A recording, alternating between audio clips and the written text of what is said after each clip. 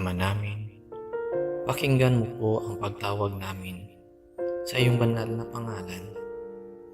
Basbasan mo po ang aming pagtitipon at kami kaluguran mo sa araw na ito. Pagyamanin mo po, Panginoon, at maging nakaayon sa iyong kalooban ang aming pagkikita-kita mula sa simula hanggang katapusan.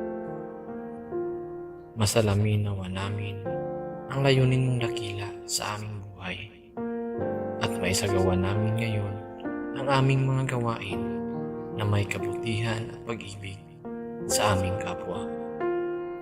Kami po'y naniniklohod sa iyong harapan na kami iyong patnubayan at iwaksi sa aming kaisipan ang anumang masasamang kaisip, inggit at pakikipag-alit sa aming mga kasama. Bigyan mo kami ng sapat na lakas at katalinuhan upang may bahagi naman namin ang aming makakaya sa aming mga kasama sa pagtitipon na ito. Ilagay sa aming diwa at puso ang pagmamahal na hindi naghihintay ng anumang kapalit. Bagkus ay bukas palad na magkakaloob ng anumang tulong. Panalangin namin ang lahat ng ito. Amen.